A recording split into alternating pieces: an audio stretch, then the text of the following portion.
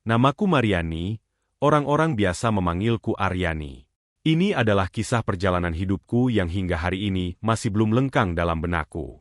Sebuah kisah yang nyaris membuatku menyesal seumur hidup bila aku sendiri, saat itu tidak berani mengambil sikap. Yah, sebuah perjalanan kisah yang sungguh aku sendiri takjub dibuatnya. Sebab aku sendiri menyangka bahwa di dunia ini mungkin tak ada lagi orang seperti dia. Tahun 2007 silam, aku dipaksa orang tuaku menikah dengan seorang pria, Arfan namanya. Kak Arfan adalah seorang lelaki yang tinggal sekampung denganku, dan pernah sekelas dengan kakakku saat sekolah dulu. Usia kami terpaut 4 tahun, yang aku tahu bahwa sejak kecilnya Kak Arfan adalah anak yang taat kepada orang tuanya dan juga rajin ibadah. Tabiatnya yang seperti itu terbawa-bawa sampai ia dewasa. Aku merasa risih sendiri dengan Kak Arfan apabila berpapasan di jalan, sebab sopan santunnya sepertinya terlalu berlebihan pada orang-orang. Setiap ada acara-acara ramai di kampung pun Kak Arfan tak pernah kelihatan bergabung dengan teman-teman seusianya. Katanya kalau dicek rumahnya pun tak ada, orang tuanya pasti menjawab, Kak Arfan di masjid nak, menghadiri taklim. Memang mudah sekali mencari Kak Arfan. Sejak lulus dari pesantren, Kak Arfan sering menghabiskan waktunya membantu orang tuanya jualan. Kadang juga terlihat bersama bapaknya di kebun atau di sawah. Meskipun kadang sebagian teman sebayanya menyayangkan potensi dan kelebihan-kelebihannya yang tidak tersalurkan. Secara fisik memang Kak Arfan hampir tidak sepadan dengan ukuran ekonomi keluarganya yang pas-pasan. Sebab kadang gadis-gadis kampung suka menggodanya kalau Kak Arfan dalam keadaan rapi menghadiri acara-acara di desa. Tapi bagiku itu adalah hal yang biasa-biasa saja, sebab aku sendiri merasa bahwa sosok Kak Arfan adalah sosok yang tidak istimewa. Apa istimewanya menghadiri taklim, kuper dan kampunga begitu? Kadang hatiku sendiri bertanya, kok bisa ada orang yang sekolah di kota, namun begitu kembali tak ada sedikit pun ciri-ciri kekotaan melekat pada dirinya. Bahkan HP punya, waktu terus bergulir dan seperti gadis-gadis modern pada umumnya yang tidak lepas dengan kata pacaran, aku pun demikian. Aku sendiri memiliki kekasih yang begitu sangat aku cintai, namanya Tommy. Masa-masa indah kulewati bersama Tommy. Indah kurasakan dunia remajaku saat itu. Kedua orang tua Tommy sangat menyayangi aku, dan sepertinya memiliki sinyal-sinyal restunya atas hubungan kami. Hingga musibah itu tiba, aku dilamar oleh seorang pria yang sudah sangat aku kenal. Siapa lagi kalau bukan si Cooper Kak Arfan lewat pamanku. Orang tua Kak Arfan melamarku untuk anaknya yang kaku itu. Mendengar penuturan mama saat memberitahu padaku tentang lamaran itu, kurasakan dunia ini gelap, kepalaku pening. Aku berteriak sekencang-kencangnya menolak permintaan lamaran itu dengan tegas namun terbelit-belit. Aku sampaikan langsung pada kedua orang tuaku bahwa aku menolak lamaran keluarganya Kak Arfan. Dan dengan terang-terangan pula aku sampaikan pula bahwa aku memiliki kekasih pujaan hatiku, Tommy.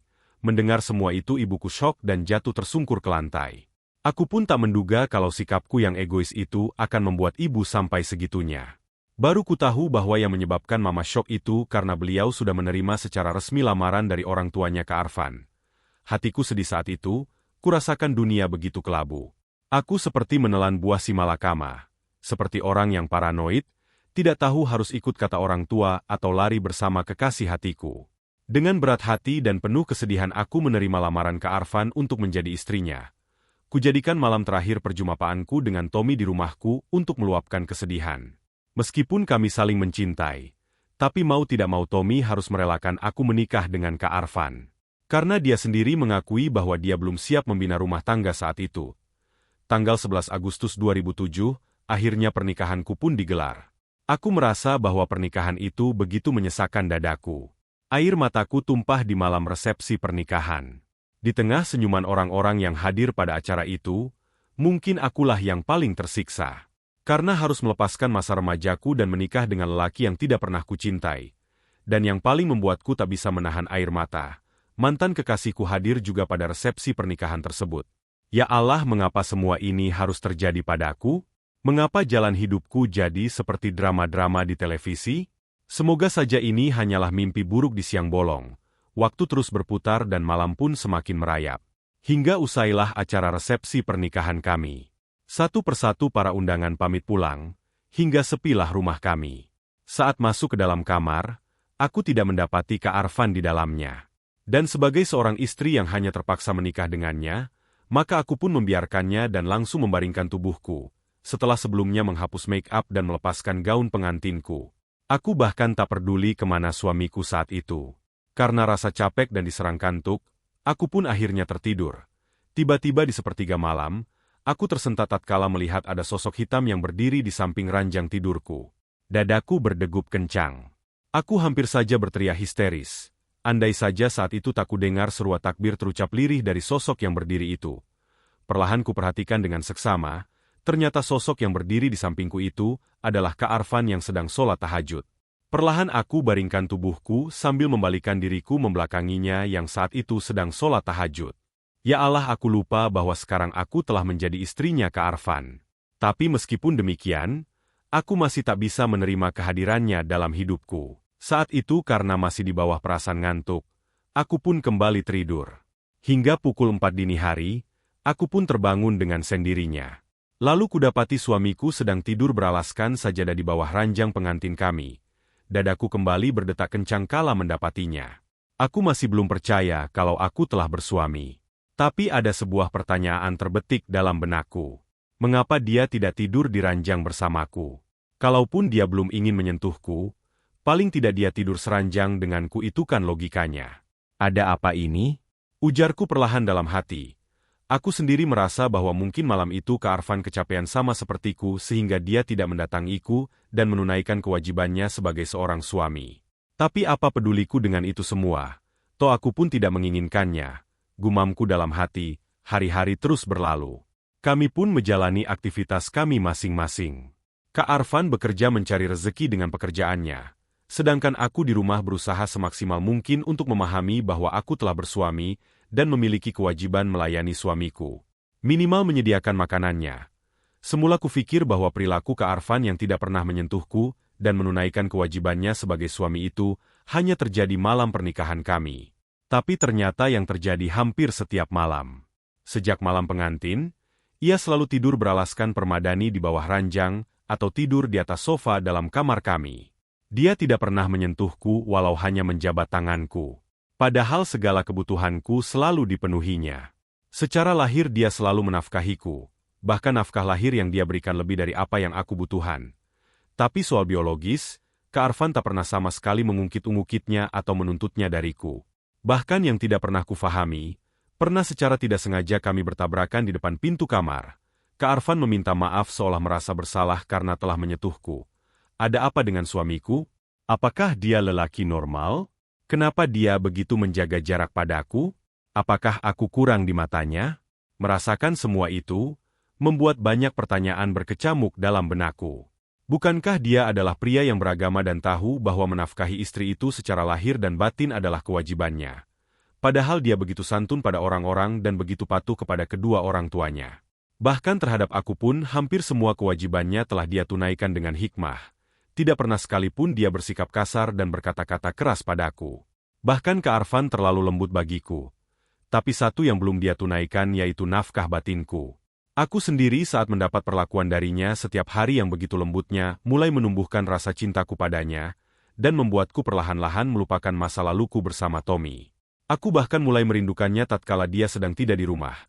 Aku selalu berusaha menyenangkan hatinya dengan melakukan apa-apa yang dia anjurkannya lewat ceramah-ceramahnya pada wanita-wanita muslimah, yakni mulai memakai busana muslimah yang syar'i. Memang 2 hari setelah pernikahan kami, Kak Arfan memberiku hadiah yang diisi dalam karton besar. Semula aku mengira bahwa hadiah itu adalah alat-alat rumah tangga.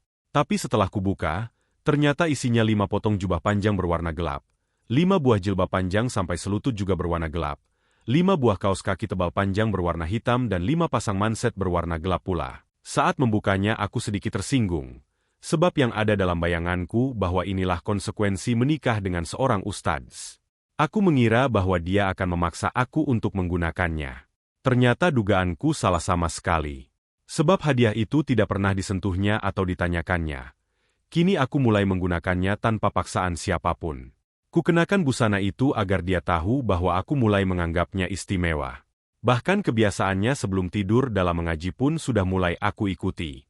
Kadang ceramah-ceramahnya di masjid sering aku ikuti dan aku praktekkan di rumah. Tapi satu yang belum bisa aku mengerti darinya.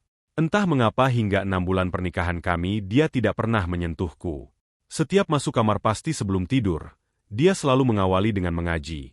lalu tidur di atas hamparan permadani di bawah ranjang hingga terjaga lagi di sepertiga malam, lalu melaksanakan sholat tahajud. Hingga suatu saat Kak Arfan jatuh sakit. Tubuhnya demam dan panasnya sangat tinggi. Aku sendiri bingung bagaimana cara menanganinya. Sebab dia sendiri tidak pernah menyentuhku. Aku khawatir dia akan menolakku bila aku menawarkan jasa membantunya. Malam itu aku tidur dalam kegelisahan. Aku tak bisa tidur mendengar hembusan nafasnya yang seolah sesak.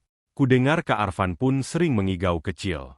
Mungkin karena suhu panasnya yang tinggi, sehingga ia selalu mengigau. Sementara malam begitu dingin, hujan sangat deras disertai angin yang bertiup kencang. Kasihan Kak Arfan, pasti dia sangat kedinginan saat ini. Perlahan aku bangun dari pembaringan dan menatapnya yang sedang tertidur pulas. Kupasangkan selimutnya yang sudah menjulur ke kakinya. Ingin sekali aku merebahkan diriku di sampingnya, atau sekedar mengompresnya. Tapi aku tak tahu bagaimana harus memulainya. Kenapa ada di bawah? Nanti kamu kedinginan. Ayo naik lagi ke ranjangmu dan tidur lagi. Pinta Kak Arfan padaku. Hatiku miris saat mendengar semua itu. Dadaku sesak. Mengapa dia selalu dingin padaku? Apakah dia menganggap aku orang lain? Apakah di hatinya tak ada cinta sama sekali untukku?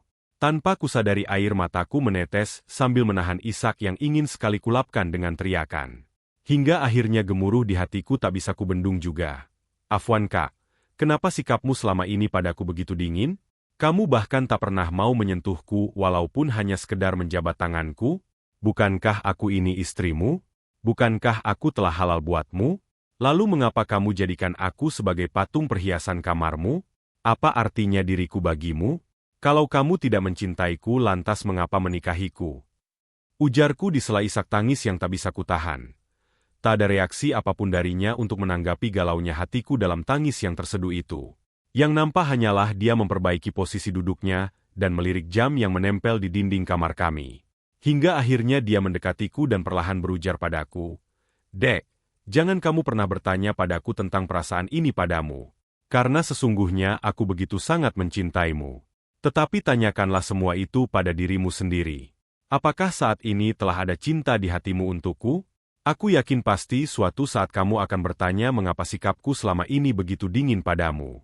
Sebelumnya aku minta maaf bila semuanya baru kukabarkan padamu malam ini. Kamu mau tahu apa maksud dari semua ini?" Ujar Kak Arfan dengan agak sedikit gugup. "Iya, tolong jelaskan padaku. Mengapa Kak Arfan begitu tega melakukan ini?" Ujarku menimpali tuturnya Kak Arfan. "Dek, kamu tahu apa itu pelacur? Dan apa pekerjaan seorang pelacur? Dalam pemahamanku, seorang pelacur itu adalah seorang wanita penghibur yang kerjanya melayani para lelaki hidung belang untuk mendapatkan materi, tanpa peduli apakah di hatinya ada cinta untuk lelaki itu atau tidak. Bahkan seorang pelacur terkadang harus meneteskan air mata ketika dia harus melayani nafsu lelaki yang tidak dicintainya. Lebih parahnya dia sendiri tidak merasakan kesenangan dari apa yang sedang terjadi saat itu. Dan aku tidak ingin hal itu terjadi padamu." Ucapannya terhenti seraya nafas panjang ditariknya. "Kamu istriku, Dek. Betapa bejatnya aku ketika harus memintamu melayaniku dengan paksa saat malam pertama pernikahan kita. Sedangkan di hatimu tak ada cinta sama sekali buatku. Kamu tahu, sehari sebelum pernikahan kita digelar, aku sempat datang ke rumahmu untuk memenuhi undangan bapakmu. Tapi begitu aku berada di depan pintu pagar rumahmu, aku melihat kesedihanmu yang kamu lampiaskan pada kekasihmu, Tommy. Saat itu aku merasa bahwa keputusanku meminangmu telah merampas kebahagiaanmu." Sambungnya, "Tapi, Kak," belum selesai kalimat keluar dari mulutku, Kak Arfan kembali melanjutkan kalimatnya. "Aku yakin bahwa kamu menerima pinanganku karena terpaksa. Aku juga memperhatikan sikapmu saat di pelaminan. Begitu sedihnya hatimu saat bersanding di pelaminan bersama laki-laki yang tak kamu cintai. Lantas haruskah aku egois dengan mengabaikan apa yang kamu rasakan saat itu? Tanpa memperdulikan perasaanmu, aku menunaikan kewajiban sebagai suamimu di malam pertama? Sementara kamu sendiri akan mematung dengan derayan air mata karena terpaksa melayaniku sekali lagi. Kamu istriku, Dek. Dan kamu harus tahu bahwa aku sangat mencintaimu. Aku akan menunaikan semua itu saat di hatimu telah ada cinta untukku. Agar kamu tidak merasa dirampas semua hak-hakmu. Syukurlah apabila hari ini kamu telah mencintaiku. Aku juga berterima kasih bila kamu telah melupakan mantan kekasihmu itu. Beberapa hari ini kuperhatikan kamu juga telah menggunakan busana muslimah yang syar'i. Kalau kemarin kamu mengenakan busana itu untuk menyenangkan hatiku semata, maka sekarang luruskan niatmu itu untuk Allah Ta'ala. Jelasnya panjang lebar mendengar semua itu, aku segera memeluk suamiku. Aku merasa bahwa dia adalah lelaki terbaik yang pernah kujumpai selama hidupku. Aku merasa bahwa malam itu, aku adalah wanita yang paling bahagia di dunia. Sebab meskipun dalam keadaan sakit, untuk pertama kalinya Kak Arfan mendatangiku sebagai seorang suami. Setelah kejadian itu, hari-hari kami lalui dengan bahagia. Kak Arfan begitu sangat karismatik. Terkadang dia seperti seorang kakak buatku, dan terkadang seperti orang tua. Darinya aku banyak belajar banyak hal. Dari agama maupun kehidupan sosial. Perlahan aku mulai meluruskan niatku dengan menggunakan busana syar'i, semata-mata karena Allah dan untuk menyenangkan hati suamiku. Sebulan setelah malam itu, dalam rahimku telah tumbuh benih-benih cinta kami berdua. Alhamdulillah, aku sangat bahagia bersuamikan dia. Ternyata dia mencintaiku lebih dari apa yang aku bayangkan. Dulu aku hampir saja melakukan tindakan bodoh dengan menolak pinangannya. Di akhir tahun 2008, Kak Arfan mengalami kecelakaan dan usianya tidak panjang. Sebab ia meninggal dunia sehari setelah kecelakaan tersebut. Aku sangat kehilangannya, seperti kehilangan penopang hidupku. Aku kehilangan kekasihku, murobiku, sekaligus suamiku. Tidak pernah terbayangkan olehku bahwa kebahagiaan bersamanya begitu singkat. Yang tidak pernah aku lupakan di akhir kehidupannya Kak Arfan, dia masih sempat menasehatkan sesuatu padaku. Dek, pertemuan dan perpisahan itu adalah fitrahnya kehidupan. Kalau ternyata kita berpisah besok atau lusa, aku minta padamu, jaga anak kita dengan baik. Jadikan dia sebagai mujahid yang senantiasa membela agama, senantiasa menjadi yang terbaik untuk umat. Didik dia dengan baik, agar bisa menjadi pelindungmu kelak. Satu permintaanku, kalau suatu saat ada seorang pria yang datang melamarmu, maka pilihlah pria yang tidak hanya mencintaimu, tetapi juga mau menerima kehadiran anak kita. Maafkan aku bila selama bersamamu, ada kekurangan yang telah aku perbuat untukmu. Senantiasalah berdoa, kalau kita berpisah di dunia ini, insya Allah kita akan berjumpa kembali di akhirat kelak. Kalau Allah menakdirkan aku yang pergi lebih dahulu meninggalkanmu, insya Allah aku akan senantiasa menantimu. Demikianlah pesan terakhir Kak Arfan sebelum keesokan harinya ia meninggalkan dunia ini. Hatiku sangat terpukul saat itu. Hampa rasanya. Tetapi aku berusaha mewujudkan harapan terakhirnya, mendidik dan menjaga Nur Reski dengan baik. Menjaga setiap nasihatnya dan menyebutnya dalam setiap doaku. Selamat jalan Kak Arfan. Kami senantiasa mencintaimu. Dari kisah ini kita belajar bahwa pentingnya menerima sebuah takdir. Karena Allah jauh lebih tahu apa yang kita tidak pernah tahu. Dan setiap ada pertemuan pasti ada perpisahan. Semua sudah ada yang mengatur. Jadi jalanilah hidup menurut versi terbaik yang kita bisa. Bagaimana menurut kalian? Tulis pendapat kalian di kolom komentar ya.